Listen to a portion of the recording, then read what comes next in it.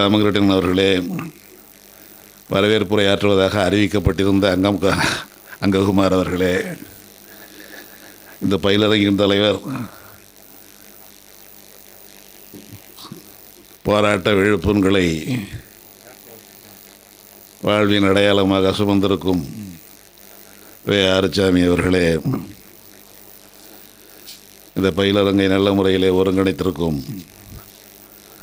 அன்பு தோழர் மாவட்ட பொறுப்பாளர் சுசே குமரவேல் அவர்களே, எனக்கு பிறகு வகுப்பெடுக்க இருக்கின்ற மயிலாடுதுறையிலிருந்து வந்திருக்கின்ற வரலாற்று பேராசிரியர் ஜெயராமன் ஐயா அவர்களே, அவருடைய அன்பு துணைவியார் அவர்களே, அன்பு தோழர்களே, அனைவருக்கும் வணக்கம். நான் வந்துக்கிட்டு இருந்த பொழுதே 2 கோயிலை கடந்து வந்தேன். ஒன்று அருள்மிகு ஸ்ரீ திருவேங்கடநாதர் கோயில், இன்னொன்று நீங்களே பார்க்கிறீர்கள் அருள்மிகு ஸ்ரீ ஈஸ்வரன் கோயில். எப்படி எதிரிகள் உறுதியாய் உண்மையாய் இருக்கிறார்கள் என்பதை இதை பார்த்தாலே போதும். ஸ்ரீ என்பது வேண்டாம், அருள்மிகு என்று போடுங்கள் என்று ஆணையிட்டவர் கலைஞர். அருள்மிகு என்று சொன்னாலும் நாங்கள் அருள்மிகவும் போடுவோம், கூடவே எங்களுடைய ஸ்ரீயும் போடுவோம். எங்கள் கொள்கையில் நாங்கள் உறுதியாக இருப்போம், அந்த ஸ்ரீயை அகற்ற மாட்டோம். மாரியம்மனுக்கு போட்டால் கூட அருள்மிகு ஸ்ரீ மாரியம்மன் தான். ஸ்ரீ கூடாதுன்னு தானே அருள்மிகு வந்திருக்கு. சர்வசக்தி உள்ள கடவுள், அங்கேங்கனாதபடி எங்கும் இருக்கிற கடவுள். அப்படிப்பட்டவருக்கு 5 வேளை பூஜை செய்து இங்கே ஒரு சாமி இருக்கிறார், இங்கே ஒரு சாமி இருக்கிறார் என்று நினைவூட்டி கொண்டே இருக்கிறார்கள். அப்பொழுதுதான் போவோருக்கும் தெரியுது, ஆமாம் இது ஈஸ்வரன் கோயிலில் விபூதி, இது பெருமாள் கோயிலில் நாமம், இது நம்ம கோயிலில் மாரியம்மன். சர்வசக்தி உள்ள கடவுள் என்று சொல்லப்படுகின்றவர்களையே 5 வேளை பூஜை செய்தும் ஆண்டுக்கு பல முறை விழா நடத்தியும் நினைவூட்டி கொண்டே இருக்கிறார்கள். நாம் பகுத்தறிவாளர்கள், நம்முடைய கருத்தை மீண்டும் மீண்டும் நினைவூட்டி கொண்டே இருக்க வேண்டும். கடவுளுக்கே 5 வேளைன்னா நாம் 5 வேளையெல்லாம் போட முடியாது. ஆண்டுக்கு ஒரு 3-4 முறையாவது இப்படி சந்திக்க வேண்டும், நம்மை நாமே புதுப்பித்து கொள்ள வேண்டும். நேற்றைக்கு முதல் நாளும் நான் கேரளாவில் இருந்தேன். அங்கேயும் இதே பயிலரங்கம் தான், திராவிட இயக்க பயிலரங்கம். அங்கே குடும்பமாக வந்திருந்தார்கள். நம்முடைய தோழர் ஓவியா அவர்களுடைய ஏற்பாடு அது. அவர்களுக்கும் கொஞ்சம் மகிழ்ச்சி. இதற்கு முன்னாலெல்லாம் இதுபோல் பயிலரங்கம் என்று போட்டால் நம்முடைய இளம் பெண்களும் இளைஞர்களும் வெளியிலே போய் விடுவார்கள். மூத்தவர்கள் மட்டும் உட்காந்து சொல்லுங்கள் என்று கேட்டுக்கொண்டிருப்பார்கள். ஆனால் இந்த அரங்கத்தில் பார்த்தா இளம்பெண்கள் இளைஞர்கள் அப்படியே உட்காந்துருக்குறாங்க, வெளியே போகாமல் வெளியே உள்ளவங்கள்லாம் உள்ளே வந்து உட்கார்றாங்க. வியப்பாக இருக்கிறது என்று சொன்னார்கள். அதுபோல் இந்த பயிலரங்களும் ஏராளமான இளம்பெண்கள் இளைஞர்கள் வந்திருக்கிறார்கள் என்பது மகிழ்ச்சி. காரணம், இவர்களுக்குள்ளே ஒரு செய்தி போய்விட்டால் இன்னும் ஒரு 60 ஆண்டுக்கு வாழும் இந்த இயக்கம். இளைஞர்கள் தான். செவ்வி இளமையுடன் நல்லறிவு சேர்ந்து விடின் எவ்வினையும் எல்முனையாம். இளமையில் கல். எந்த ஒரு எதிர்பார்ப்பும் இல்லாத பருவம் இந்த இளம் பருவம். 30-35 வயதுக்கு கீழே உள்ளவர்களிடத்திலே நம்முடைய செய்திகளை சொல்வது தான் சரியான பயனை, உரிய பயனை, நிலையான பயனை, நீண்ட பயனை விளைவிக்கும். நம்முடைய பொதுச் செயலாளர் அவர்கள் இங்கே சொன்னார், பெரியார் அவர்களை பார்த்து வீடு தேடி வந்து முதல்வர் பதவியை ஏற்றுக்கொள்ளுங்கள் என்று கேட்டுக்கொண்டது கட்சி தலைவர் அல்ல, ஆளுநர். ஒரு முறை அல்ல, 3 முறை. ஒரு முறை ஆளுநர் மாளிகைக்கு அழைத்து கேட்டார், இன்னொரு முறை நாம் இருக்கும், இந்த ஊரினுடைய பெருமையும் தெரிஞ்சுக்கணும் நீங்கள்லாம், நாம் இருக்கும் கோவை மாவட்ட ஆட்சியர் அலுவலகத்திற்கு அழைத்து கேட்டார். அடுத்த முறை ஈரோட்டுக்கே சென்று பெரியார் வீட்டிலேயே கேட்டார், ஏற்றுக்கோங்கோ நன்னா ஏற்றுக்கோங்கோ, நான் உங்களுடைய மினிஸ்ட்ரியில் ஒரு மினிஸ்டராக இருந்துட்டு போகிறேன் என்று சொன்னவர் ராஜகோபாலாச்சாரியார். பெரியாரையே ஏற்றுக்கொள்ளுங்கள், முதலமைச்சர் பதவியை ஏற்றுக்கொள்ளுங்கள், உங்களுக்கு கீழே நான் ஒரு அமைச்சராக இருக்கிறேன் என்று சொன்னவர் ராஜகோபாலாச்சாரியார் 1940.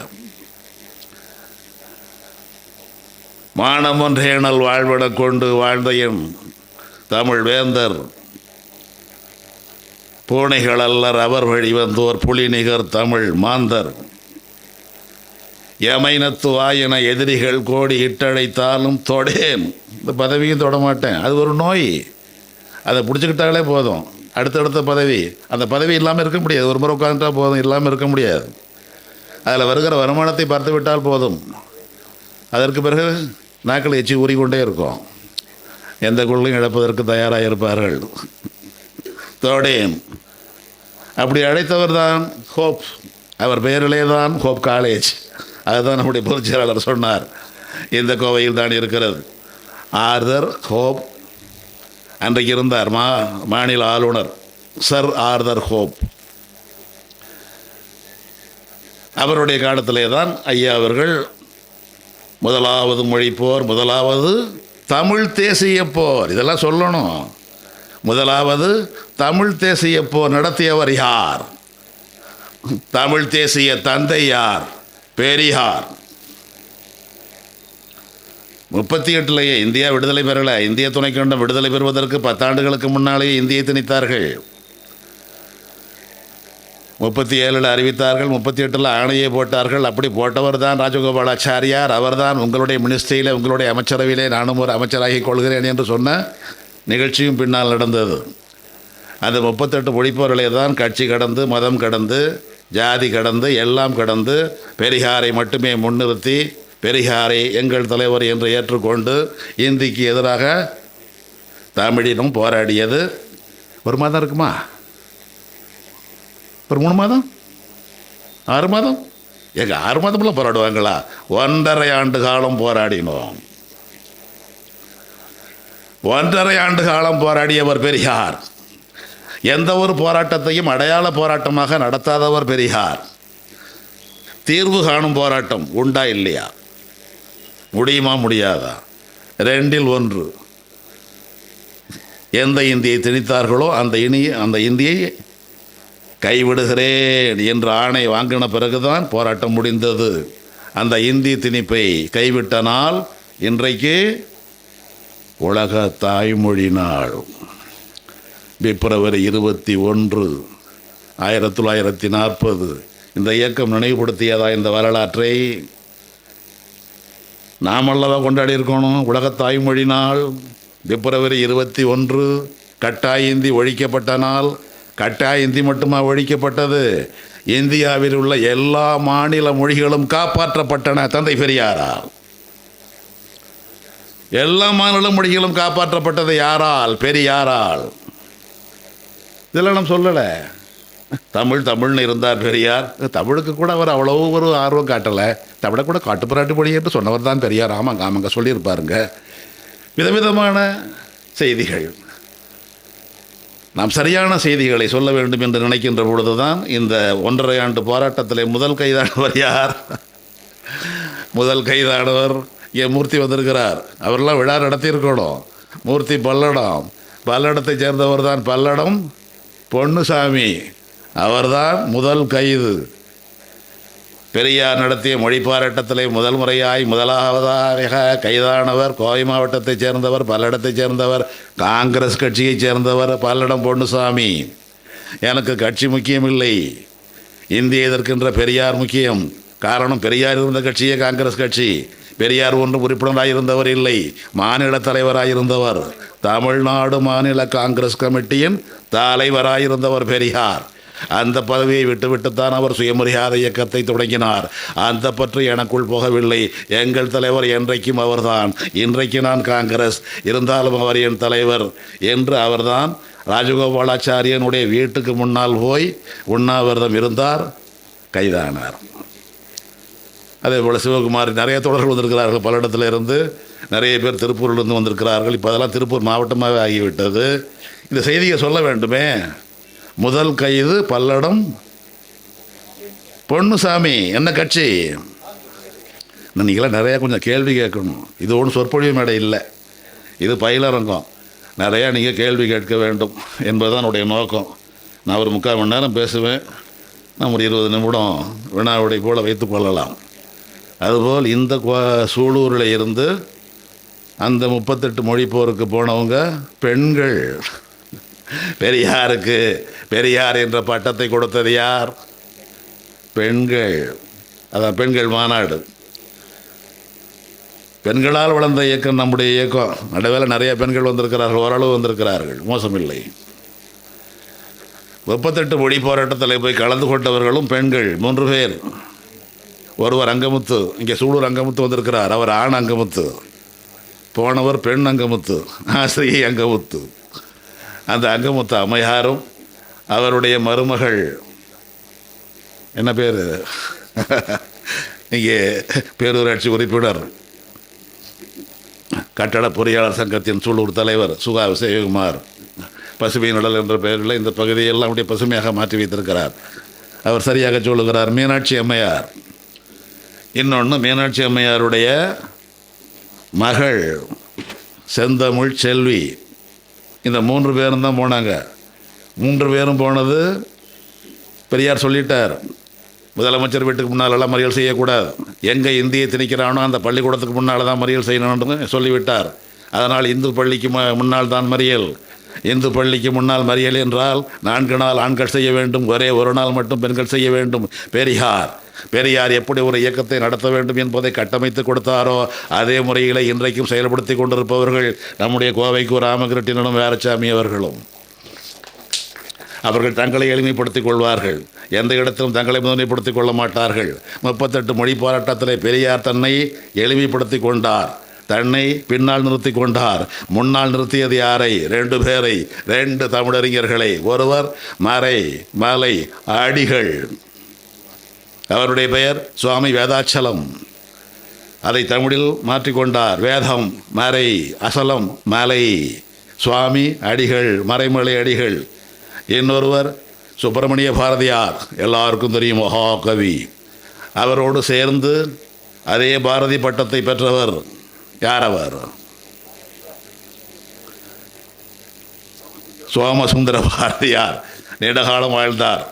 சுப்பிரமணிய பாரதியார் 39 வயதிலே இறந்து போனார். அவரும் நீண்ட காலம் வாழ்ந்திருந்தால் நம்ம கருத்தை பேசியிருப்பார். 39 வயது வாழ்ந்த காலத்திலேயே நம்ம கருத்தை நிறைய பேசியிருக்கிறார். அவரை கூட நாம் எதிரியாக நினைக்கிறோம். அது என்னை போன்றவர்களுக்கெல்லாம் அது உடன்பாடு இல்லை. பாரதியார் போன்றவர்களை எல்லாம் நாம் அரவணைத்துக் கொள்ள வேண்டும். அந்த பாரதியார் தான் சோதிடம் தனை இகழ் என்ற ஆத்திசூடியிலேயே எழுதியவர். இன்றைக்கு சோதிடனை ஒரு அரச குரு, ராஜகுருவாக ஆக்குகிற காலகட்டமெல்லாம் வந்திருக்கிறது. இன்றைக்கு நமக்கு பாரதி பயன்படுவார். ஆத்திச்சூடியில் எழுதினார் பாரதியார், யாரை இகழ்? சோதிடம் தன்னை இகழ் எழுதியவர் யார்? பாரதியார். மகாகவி சுப்பிரமணிய பாரதியார், தேசிய கவி பாரதியார். ராமாயணம் பொய் எழுதியவர் யார்? பாரதியார்.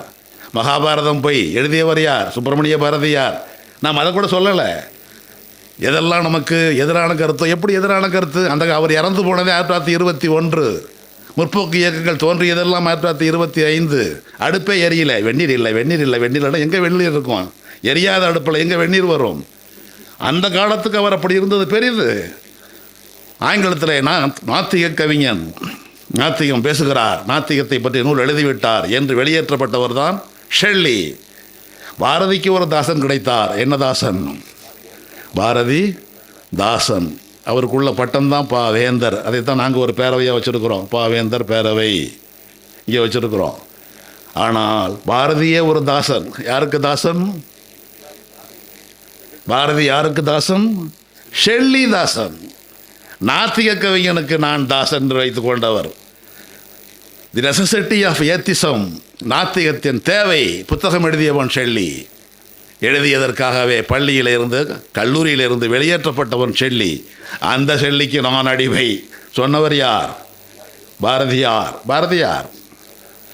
கடலினை தாண்டிய குரங்கும் அனுமான், வெங்கடலடை பிறந்ததோர் செவ்விதழ் பெண்ணும் சீதை, வடமழை தாழ்ந்ததினாலே தெற்கில் வந்து சமன் செய்த கோட்டை முனியும் அகத்தியன், நதியினுள்ளே மூழ்கி போய் அந்த நாகர் உலகிலோர் பாம்பின் மகளை விதியுறவே மனம் செய்த திரள் வீமனும் பை என்று தெளிவுற கண்டோம். பாடியவர் யார்? பாரதிதாசனா? பாரதியார். என்னங்க எப்படி சொல்றீங்க? எவ்வளவு பாட்டு எழுதியிருக்கிறான். கவிதை மிக நல்லதேனும் அக்கதைகள் பொய் என்று தெளிவுற கண்டோம். ஏன் தான் எழுதுனா? புவிதனில் வாழ்நெறி காட்டி நன்மை போதிக்கும் கட்டுக்கதைகள் அவைதாம். ஃபேபிள்ஸ். கட்டுக்கதை, இத்தனை யாருக்குள்ளது? பாரதியாருக்கு. 39 வயதில் மறைந்து போன பாரதியார், 21 மறைந்து போன பாரதியார், எந்த ஒரு முற்போக்கு இயக்க தொடர்பும் இல்லாத பாரதியார் சொந்த முயற்சியிலே எழுதினார். ராவணனை உயர்வுபடுத்தி எழுதுவார். ரீவணன் ஒரு கதை எழுதியிருக்கிறார். அந்த பாரதிக்கு தான் தாசன். பாரதிதாசன் எந்த இடத்திலும் பாரதியை குறை சொல்ல அனுமதிக்கவே மாட்டார். ஞானரதம் போலரு நூல் பாடுதற்கு நாட்டினிலை ஆளில்லை, கண்ணன் பாட்டு போல் நவீன கற்பனைக்கு போவதெங்கே, புதிய நெறி பாஞ்சாலி சபதம் போல தேன் இணைப்பில் தருபவர் யார்? எங்கள் பாரதியார். பாட்டு கூறு புலவன் அவர்தான். புது நெறி காட்டிய புலவன். நீடுதுயில் நிற்க பாடி வந்த நிலா, காடு கமழும் கற்பூர சொற்கோ, சிந்துக்கு தந்தை செந்தமிழ் தேனி, குவிக்கும் கவிதை குயில், இந்நாட்டினை கவிக்கும் பகையை கவிழ்க்கும் கவி முரசு, மண்டும் மதங்கள் ஆண்டா நெருப்பு அவன், படரும் சாதி படைக்கு மருந்து. யார் சொல்றா? பாரதிதாசன். யாரை பற்றி? பாரதியாரை பற்றி.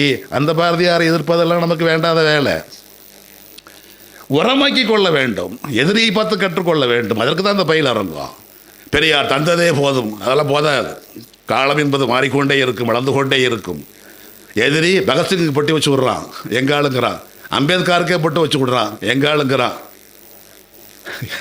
இந்து மத புதர்கள் எழுதி கிருஷ்ணனையும் ராமனையும் நாராக கிழித்தெடுத்த அம்பேத்கரையே எங்காளுங்கிறான். ராமனுக்கு கோயில் கட்டுறவன்.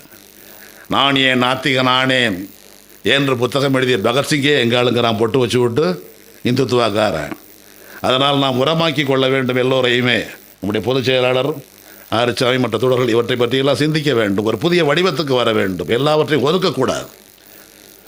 ஒரு சின்ன அளவுக்கு பயன்பட்டாலும் அவர்களை நாம் ஏற்றுக்கொள்ள வேண்டும். அந்த சுப்பிரமணிய பாரதியாருடைய வகுப்பு தொடர் தான் சோமசுந்தர பாரதியார். 2 பேருக்கும் பாரதி என்ற பட்டத்தை கொடுத்தது கோவை.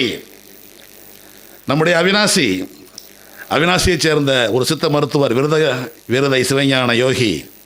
அவர் விருது பட்டியலே போய் சித்த மருத்துவம் பார்த்தார், யோகாசனம் சொல்லிக் கொடுத்தார். என்னை வாழ வைத்தது, நான் பிறந்தது அவினாசி, இருந்தாலும் என்னை வாழ வைத்தது இப்போ நான் இருக்கிறேன்ல, என் பேருக்கு முன்னால் என்ன போட்டிருக்கிறோம்? செந்தலை.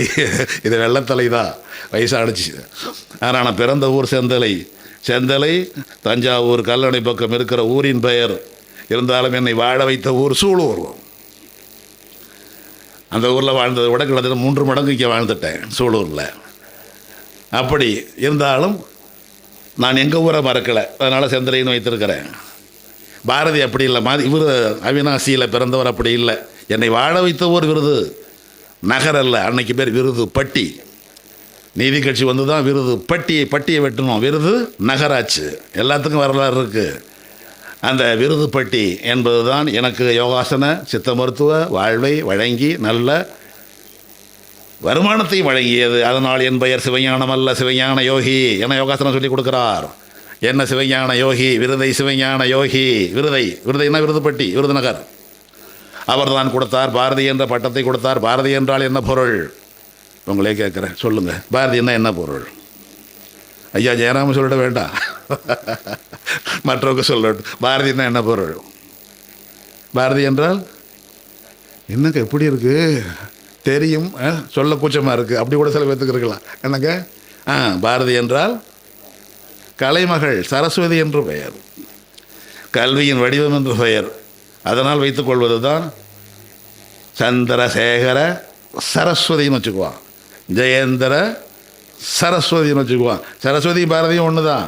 ஏன் நீ சரஸ்வதினு வச்சுக்கலாம், நாங்கள் பாரதின்னு வச்சுக்கக்கூடாதோ? அதுவும் பெண்ணோட பேர் தான், இதுவும் பெண்ணோட பேர் தான். நீ சந்திரசேகர, ஜெயேந்திர, விஜயேந்திர சரஸ்வதி. நாங்கள் சுப்பிரமணிய பாரதி, சோமசுந்தர பாரதி, சுத்தானந்த பாரதி. வருது ஏராளமான பாரதி. அது ஒரு பெண்ணோட பெயர்.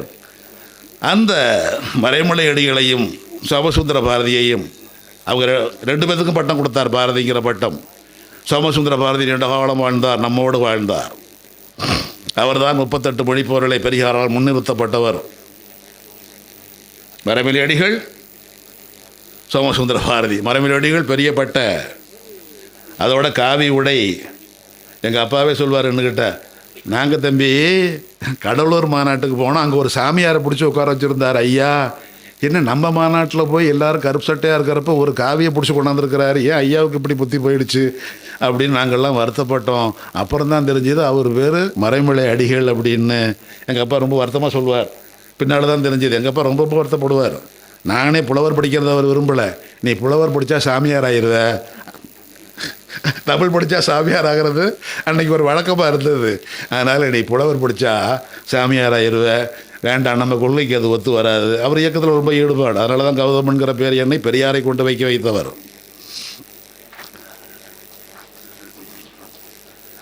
அப்படி அவர் சொல்லிக் கொடுத்த பொழுது தான் ஆசிரியர் வீரமணி அவர்கள் எங்கள் வீட்டுக்கு வந்தார். எங்கள் அப்பாவுக்கு ரொம்ப நெருக்கம்.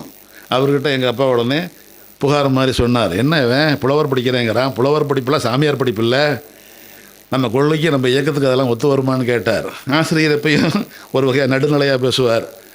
தமிழ் படிக்கிறது தப்பு இல்லை, ஆனால் புலவர் படிக்கிறது வேண்டாம்னு நினைக்கிறேன். புலவர் படித்தால் ஆசிரியர் பணிக்கு மட்டும்தான் போகலாம். ஆனால் தமிழ் பிஏ படிங்க, நம்ம பெரியார் ஈவேரா கல்லூரியே இருக்குது, நான் ஏற்பாடு பண்ணுறேன், நீங்கள் தமிழ் பிஏ படித்தால் எந்த வேலைக்கும் போகலாம் அப்படின்னார். ரெண்டுக்கும் பொதுவாக ஒரு வழியை கொடுத்தார். எங்கள் அப்பாவுக்கு சரி ஏதோ தமிழ் படிக்கலான்னு சொல்லிட்டார், எது வேணாலும் படின்ட்டார். அப்படித்தான் நான் புலவரானேன். நான் புலவரானதும் இந்த இயக்கத்தால், திராவிடர் இயக்கத்தால்.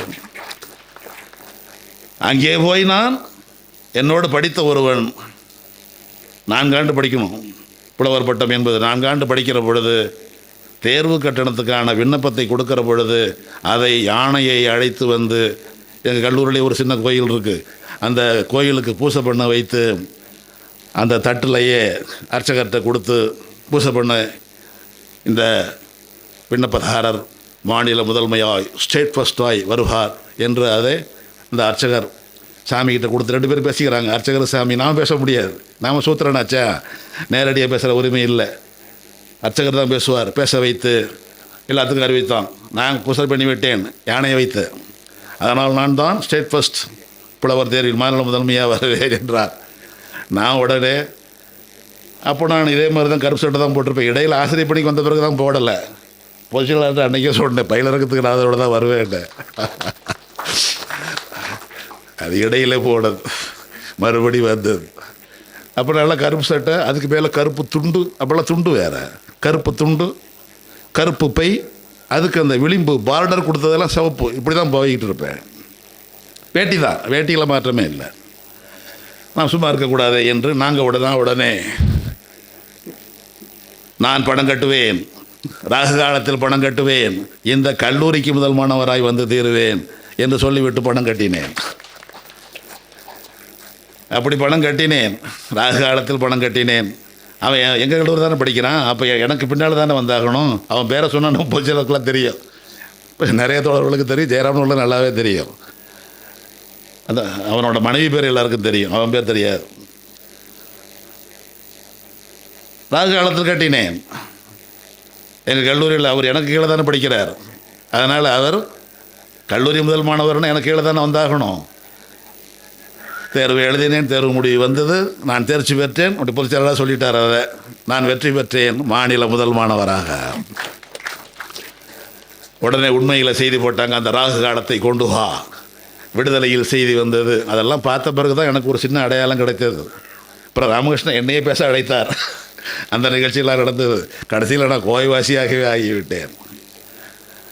இப்படி ஒவ்வொன்றுக்கு பின்னாலும் இருக்கின்ற அந்த படிப்பு, மறைமலை அடிகள் என்பவர் சொல்லிட்டார், தமிழ் படிக்கிற வாய்ப்பை இப்போ தான் வந்திருக்கு, அதை அழிக்க பார்க்குறான். 24 தான் வந்து 1924 தான் தமிழ் கல்லூரி என்பது வந்தது. ஏடி பன்னீர்செல்வத்தால், தந்தை பெரியாருடைய தூண்டுதலால்.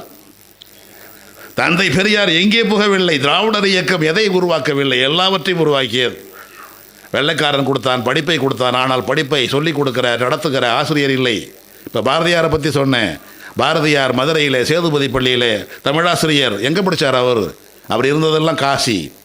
காசி, காசிக்கு இந்தியில் பெயர் வாரணாசி, ஆங்கிலத்தில் பெயர் பனாரஸ். இதை கற்றுக்கொள்ள வேண்டும். நம்மளே பல பேர் போகிற இடம் திருவள்ளிக்கேணி, ட்ரிப்ளிகேன், போகிற இடம் சேப்பாக்கம், சேப்பாக், போகிற இடம் வேலூர், வெள்ளூர். இவர் ஆங்கிலேய வெள்ளைக்காரனுக்கு பிறந்தவர். எதற்காக இந்த ஆங்கில மோகம்? அவனுக்கு ட்ரிப்ளிகேன், வண்ணாரப்பேட்டை, வாஷர்மேன் பேட்டை என்பான். ஊர் பெயரை கூட மொழிபெயர்த்து கொள்வான். அவனுக்கு அது. நாம் தமிழில் பேச வேண்டும்.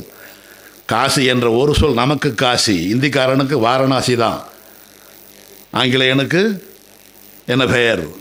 பனாரஸ். நம்பால் கேட்பார், விழா வருது, என்ன பட்டு எடுக்க போகிறீங்க? பனாரஸ் பட்டா, காஞ்சி பட்டா? இவர் சொல்வார் கடன் பட்டு. நம்பால் நிலைமை அதானே. அப்படி ஒரு பட்டு கேள்விப்பட்டதில்லையே. குடும்ப நிலைமை எப்படி? அந்த பனாரஸில் படித்தவர் தான் பாரதியார். அவர் படித்ததெல்லாம் சமஸ்கிருதம் படிச்சுட்டு ஒரு மனுஷன் செந்தமிழ் நாடனும் போதைநிலை இன்பத்தேன் வந்து வாயுது காதநிலை என்று பாடுவதெல்லாம் வியப்பானது. இங்கே தமிழுக்கு அவர் சேதுபதி பள்ளி தமிழாசிரியர். ஒரு கவிராயர் மட்டும் ஒரு சான்றிதழ் கொடுத்தால் போதும், இவருக்கு ஆனாவண்ணா தெரியும், ஆனாவண்ணா இவர் நல்லா ஆனாவண்ணா சொல்லி கொடுப்பார். இதுதான் தமிழாசிரியர் தகுதி. ஒரே ஒரு சான்றிதழ், இதுதான் தமிழாசிரியர் தகுதி. அப்படி தமிழாசிரியரானவர் தான் இப்போ சொன்னனே மறை மலை அடிகள். அவர் படித்தது வெறும் 9ஆம் வகுப்பு தான். அவருக்கு சான்றிதழ் கொடுத்தவர் இன்றைக்கு தமிழ் வாழ்த்து பாடிக்கொண்டிருக்கிறோமே. நீராறும் கடல் கொடுத்த நிலமடந்தைக்கு ஏழில் ஒழுகும். எப்பேற்பட்ட முயற்சி அது! நீ எந்த வரலாற்றை சொன்னாலும் ஒரு வரிக்குள்ள 1000 செய்திகள் போய்கொண்டே இருக்கும். தக்கணமும் மதில் சிறந்த திராவிட என்றவர் தான் அந்த வரியை நீக்கிவிட்டு பாடுங்கள் என்று ஆணையிடுவதற்கு இங்கே ஒரு ஆளுநர் இருந்தார். நீ என்ன நீஷ பாஷைக்கு வாழ்த்து பாடுகிறாய் என்று தமிழ் வாழ்த்து பாடுகிற பொழுது உட்கார்ந்தே இருந்தவர் ஒருவர். யார் அவர்? சரஸ்வதி. ஏன் தான் உட்கார்ந்துருக்கிறான்? தியானத்தில் இருக்கிறார். தமிழில் பாடினா தியானம் பண்ணுவியா நீ? உடனே நம்முடைய முதலமைச்சர் மு.க. ஸ்டாலின், அதுதான் அவங்களுக்கு கோபம், அறிவித்தார். இது மொழி வாழ்த்து மட்டுமல்ல, எங்கள் நாட்டு வாழ்த்துன்னு சொல்லிட்டார். இப்போ எந்திரிச்சு நிற்கிறான். நீராறும் கடல் உடுத்த பாடலை யார் கொண்டு வந்தது? யார் கொண்டு வந்தது? கலைஞர். எந்த ஆண்டு கொண்டு வந்தார்? 1970 ஜனவரி 15 ஜனவரி 16 ஜனவரி 15 கொண்டு வந்தார். ஏன் அந்த நாளை தேர்ந்தெடுத்தார்? கலைஞர் சொல்லவே இல்லை. இது போன்ற பயிலரங்குகள் நடக்கும். தந்தை பெரியார் திராவிடர் கழகம் போன்ற ஏதேனும் இயக்கங்கள் யாரேனும் சிலரை அழைத்து வந்து நடத்தும். அதில் வரக்கூடிய யாரேனும் கொஞ்சம் ஒழுங்காக படித்தவர்கள் இந்த உண்மையை கண்டுபிடிக்கட்டும், சொல்லட்டும் என்று நினைத்தாரோ என்னவோ, அவர் இவற்றையெல்லாம் சொல்லாமலே விட்டுவிட்டார். 1970ஆம் ஆண்டு ஜனவரிக்கு முன்னால் வரைக்கும் நாங்கள் எல்லாம் பள்ளியிலே படித்து கொண்டிருந்த பொழுது நாங்கள் பாடுவதெல்லாம் தொந்தி கணபதி வா வா வா. நேற்று பிள்ளையார் பாடியாச்சு, நாளைக்கு சரஸ்வதி. வெள்ளை தாமரை பூவில் இருப்பாள் பாட்டு. இப்படித்தான் சாமி பாட்டு தான் பாடிக்கொண்டிருப்போம், ஆளுக்கு ஒரு பாட்டாக. எதுவும் கூடாது, எல்லாருக்கும் பொதுவானது மொழி, மொழிக்கு வாழ்த்து பாடு என்று இந்தியாவிலேயே முதல் முறையாய் மொழி வாழ்த்தை அறிமுகப்படுத்தியவர் முத்தமிழறிஞர் கலைஞர். அவர் ஈரோட்டு குருகுலத்தில் வாழ்ந்தவர், பெரியாருடைய மாணவர், அருகிலிருந்து படித்த மாணவர். அவர்தான் ஆணையிட்டார். ஏன் ஜனவரி 15 அன்றைக்குத்தான் தாளமுத்து நடராசன் சிறையில் மாண்ட நாள். தாளமுத்து நடராசன் சொல்கிறோமே, இரட்டை பேர், 2 பேர். நடராசன் தனி, அவர் முதல்ல இறந்துட்டார். தாளமுத்து கும்பகோணத்தைச் சேர்ந்தவர், நாடார் சமூகத்தைச் சேர்ந்தவர், சிறையிலேயே கொல்லப்பட்டவர், இறந்தவர், நோய்வாய்ப்பட்டு இறந்தார் என்று சொல்லப்பட்டவர். அவர் இறந்த நாளிலே தான் தமிழ் வாழ்த்து, மொழி வாழ்த்து என்பதை அரசாணையாக அறிவித்தார் கலைஞர். ஒவ்வொரு நாளுக்கும் ஒரு பின்னணி உண்டு. கலைஞர் செய்த செயல்கள் அப்படியே பின்பற்றினார். இன்றைக்கு நம்முடைய தலைவர், நம்முடைய முதல்வர் மு.க. ஸ்டாலின். முதல்வரா? அதெல்லாம் மாறியாச்சுங்க. நமக்கு என்றைக்கும் அவர் தான் முதல்வர். அறிவித்தார்.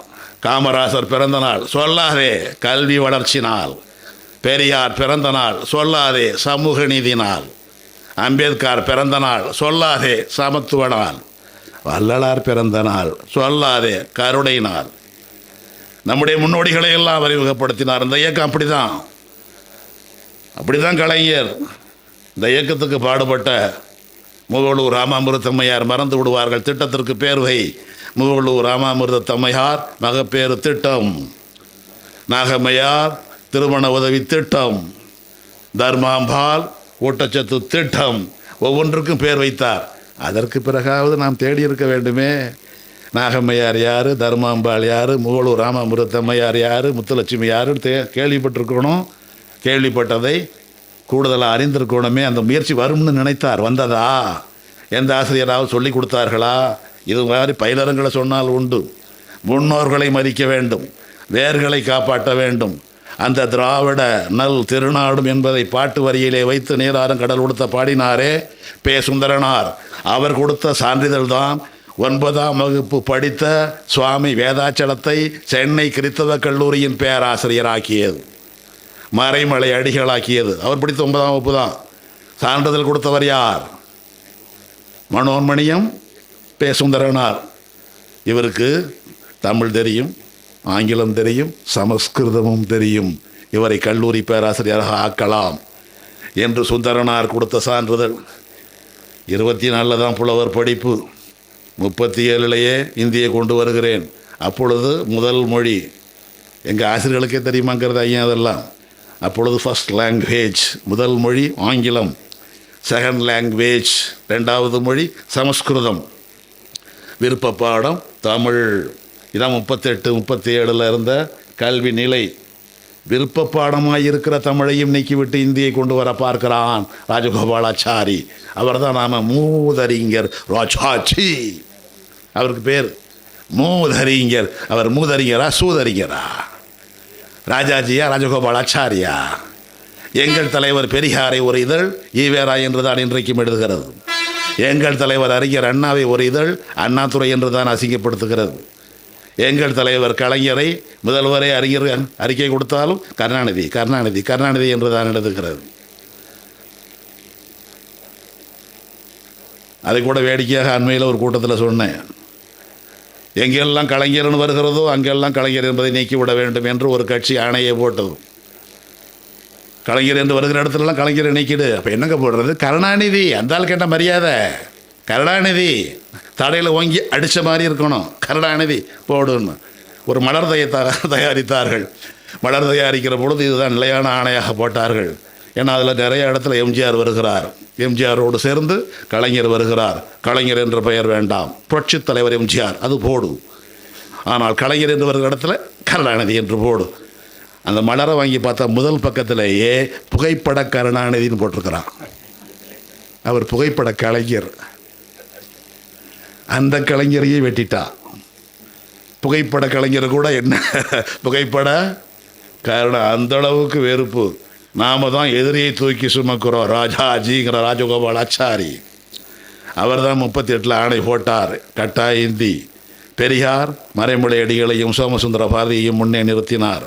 முன்னிறுத்தி போராடிய பொழுது 4 நாள் ஆண்கள் 1 நாள் பெண்கள். சூழலில் இருந்து போனவர்கள் தான் அந்த மீனாட்சி, அங்கமுத்தம்மையார், செந்தமிழ் செல்வி. அவர்கள் இருந்த இடம் ஈரோடு. ஈரோட்டிலே பெரியாருடைய வீடு. ஒரு தலைவன் தன்னுடைய வீட்டையே சத்திரம் போல வைத்திருந்தது தமிழ்நாட்டில்தான், ஈரோட்டில்தான். தந்தை பெரியார் தான். எத்தனை பேர் போனாலும் அத்தனை பேருக்கு உணவளித்தவர் அவர் தான். அந்த மீனாட்சி அம்மையார். அவரிடத்தில் என்னை அழைத்து சென்று அவரை நேர்காணல் எடுத்து வைத்த முருகேசன் இங்கே இருக்கிறார். நாங்கள் எல்லாம் வாழும் சான்றுகள். நல்ல வேலை மீனாட்சி அம்மையார் நாங்கள் பார்த்து விட்டோம். கடைசியாய் சூழல் வரலாறு தயாரிப்பை உருவாக்குவதற்காக முருகேசன் வந்திருக்கிறார். நாங்கள் அவருக்கு தான் போன இருக்கோம். அத்தா அத்தா அத்தான்னு போனார். மீனாட்சி அம்மா எதிர் வீட்டில் இருந்துச்சு. அத்தா வந்துச்சு. அப்புறம் தான் எடுத்தால் அது செய்தியாக கொட்டுது. இத்தனை வரலாற்று பெண்மணி, வரலாற்று பெருமையுள்ள ஒரு பெண் நம்ம சூழலில் வாழ்கிறாரா? வியப்பு. இங்கே ஜெகநாதன் வந்திருக்கிறார், அண்ணா ஆறுமுகம் வந்திருக்கிறார். இவங்களுக்கு எல்லாமே நல்லா தெரிஞ்சவங்க தான் அவங்கெல்லாம். ஆனால் இதை ஆவணப்படுத்தலை யாரும். அந்த அம்மா தான் சொல்லுது. சுயமரியாதை இயக்கத்தின் முதல் தலைவராக, முதல் பொதுச் செயலாளராக இருந்த எஸ். ராமநாதனுடைய மனைவி ரோசம்மா எங்களோட சிறையில் இருந்தார் வேலூரில். ஒவ்வொரு செய்தியாக சொல்லுது. நாங்கள் ஈரோட்டில் தான் இருந்தோம். தம்பி பெரியாரோட வீடு வீடாது சத்திரம் தம்பி. நாங்கள் எப்போ வேணாலும் போவோம், எவ்வளோ வேணாலும் சாப்பிடுவோம், அங்கேயே தங்கி இருப்போம்.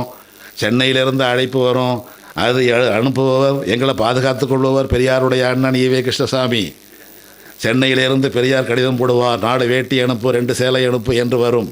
ஈரோடு தானே, சேலை வேட்டி எல்லாம் எல்லாரும் கேட்கிற வழக்கம் தானே என்று காவல்துறை அதை கவனிக்காமல் விட்டுவிடும்.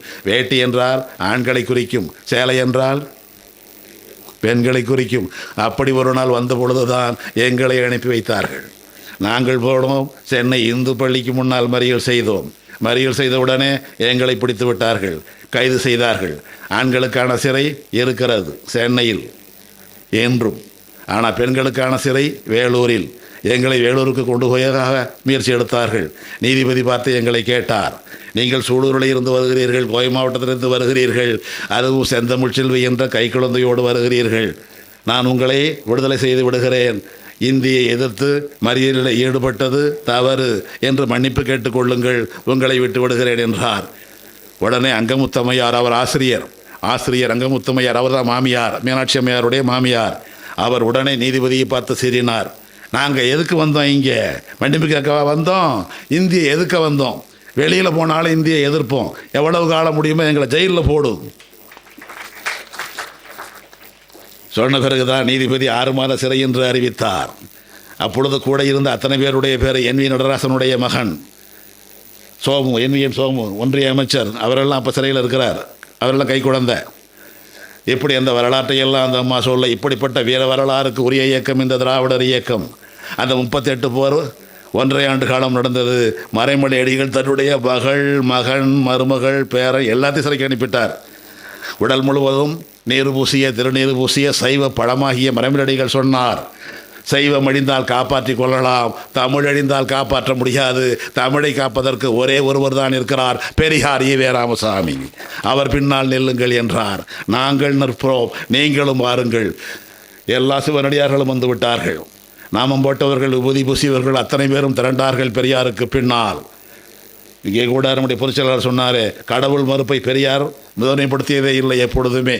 அவருக்கு தேவை சாதி ஒழிப்பும், சாதியை காப்பாற்றுகின்ற வர்ண ஒழிப்பும் தான். பெரியாருடைய இயக்கத்தினுடைய கொள்கை 3 மனதில் வைத்துக் கொள்ளுங்கள். 1 வர்ண ஒழிப்பு, வர்ண சாதி ஒழிப்பு. 2 மொழி வழியிலான தேசிய விடுதலை, தமிழ் தேசிய விடுதலை. 3 சமதர்ம சமூக அமைப்பு. இதுதான் அவருடைய இலக்கு. இந்த 3க்குமான வேலை திட்டங்கள் தான் சமூக நீதி என்ற இடஒதுக்கீடு, மொழிப்போர், இந்தி எதிர்ப்பு, பெண் உரிமை, இவையெல்லாம் வேலை திட்டங்கள். இறுதி இலக்குகள் இந்த 3ம் தான். என்ன ஒழிப்பு? வர்ண ஒழிப்பு. அதுக்கு பேர் தான் சனாதனம். அதை விட்டுவிடக்கூடாது என்பதற்குத்தான் எல்லாம் குதிக்கிறான். சனாதனத்தை ஒழிப்போம் என்று நம்முடைய இளந்தலைவர் உதயநிதி ஆண்மையோடு சொல்கிறார். ஒரு வீரனுக்கு பின்னால் நிற்க வேண்டும். அது புரியல இவனுக்கு, நம்மளுக்கே புரியல. ஏங்க இவருக்கு இந்த வேலையில் அது இந்த நேரத்தில் போய் இவருக்கே புரியல. வெளுத்தவனை வெளுத்து கொண்டே இரு, சரைத்தவனை சரைத்து கொண்டே இரு, உழுதவனை உழுது கொண்டே இரு, அடுத்தவன் தோளில் உட்கார்ந்து எல்லோரையும் சுரண்டி கொடுத்தவனை நீ கொடுத்து கொண்டே இரு, அத்தனை பேருக்கு அடிமையாக கிடந்தவனை அடிமையாகவே இரு. இந்த அமைப்பு, இந்த செட்டப் மாறவே கூடாது என்பதற்கு பெயர்தான் சனாதனம். சனாதனம் என்றால் இப்போ இருக்கிறது அப்படியே இருக்கணும், மாறக்கூடாது. மாறாமை, ஒரே சொல்தான். சனாதனம் என்றால் மாறாமை, மாறக்கூடாது. என்ன பாட்டு பாடுகிறாய்? வசதி படைச்சவன் தரமாட்டான், வயிறு பசிச்சவன் விடமாட்டான், நாங்கள் விடமாட்டோம். நீ முன்பிறவியிலே செய்த பாவத்தின் காரணமாகத்தான் ஏழையாக இருக்கிறாய். நீ முன்பிறவியிலே செய்த பாவத்தால் நீ ஏழையாக இருக்கலாம், பணக்காரனாக ஆசைப்படாதே. அவர் புண்ணியத்தந்தார், பணக்காரனாக இருக்கிறார், மாற்றாதே. அவனவன் தலைவிதி எப்படித்தான். இதுக்கு பேர் தான் சனாதனம். இதை மாற்ற எழுந்தது தான் திராவிடர் இயக்கம். அதனுடைய முதல் குறிக்கோள் தான் வர்ண ஒழிப்பு. அடுத்தது தான் சமதர்ம, அடுத்தது தான் மொழி வழியான தேசிய விடுதலை. இதை புரிந்து கொள்ளாமல் தான் பல பேர் நாங்களே தமிழ் தேசியம் என்பவர்கள் சில பேர், நம்ம ஆட்கள்லேயே சில பேர் நாங்கள்லாம் திராவிட தேசியம். அப்படிலாம் வராது. திராவிடத்துக்கெல்லாம் தேசியம் கிடையாது. திராவிடம் என்பது ஒரு பண்பாட்டு சொல், ஆரியத்திற்கு எதிரான ஒரு பாதுகாப்பு சொல். தேசியம் என்பது மொழி வழியிலே தான் வரும், அது தமிழ் தேசியம்தான். அந்த தமிழ் தேசியத்தை உருவாக்குவது 2. 1 நம் தமிழை காக்க வேண்டும், இன்னொன்று தமிழை வளர்க்க வேண்டும். துறைதோறும் வளர்த்தவர் பெரியார். இன்னல் வந்த பொழுதெல்லாம் எதிர் நின்றவர் யார்? பெரியார். ஆனால் அவர் அதெல்லாம் சொல்லிக்கிட்டது இல்லை. அது காட்டுமுறை அடிமொழின்னு சொன்னார். சொன்னது உண்மைதான். ஏன் சொன்னார்? எங்களை போன்ற புலவர்களை கேளுங்கள், நாங்கள் சொல்லுகிறோம். நீங்கள் ஒருவரை பற்றி பாடினால் அவர் பார்ப்பானாக இருந்தால், பார்ப்பனராக இருந்தால் வெண்பாவில் பாடுங்கள். அவர் பார்ப்பனர் இல்லையே, சத்திரியர் ஆயிருந்தால் ஆசிரியப்பாவில் பாடுங்கள். 2 பேரும் இல்லைங்க, அவர் 3வது என்றால் அவரை களிப்பாவில் பாடுங்கள். இது 4ஆம் சாதிங்க, எல்லாத்துக்கும் ஒடுக்கப்பட்ட சாதி, பட்டியல் சாதி. வஞ்சிப்பாவில் பாடுங்கள். வருண அடிப்படையிலே பாக்களை பிரித்து வைத்திருக்கிறார். நான் 100 பாட்டு பாடிட்டேன், களம்பகம் பாடியிருக்கிறேன். களம்பகமாக யாரை பற்றி? பார்ப்பனரை பற்றி என்றால் 100 பாட்டு, அதுவே சத்திரியரை பற்றி என்றால் 80 பாட்டு, வைசியரை பற்றி என்றால் குறை 60 தான். எல்லாவற்றிலும் வருணங்களை வைத்திருக்கிறான் இந்த மொழியில். இலக்கணத்தில் கூட வைத்திருக்கிறான். எந்த பாவகையில் எந்த வருணத்தை பாட வேண்டும் இருக்கிறது. ஒவ்வொரு பாவகையும் எந்த வருணத்துக்கு எத்தனை எண்ணிக்கையில் இருக்கிறது. நாங்கள் தான் சொல்ல முடியும். அதெல்லாம் இப்படி இருக்கிற ஒரு மொழி காட்டுமிராண்டி மொழியா இல்லையா? வர்ணத்தை பாதுகாக்கின்ற மொழி. மேல் வருணம் கீழ் வருணம் என்று வைத்திருக்கிற 4 வருணத்தை ஒழிப்போம் என்று குரல் கொடுத்தவர் யார்?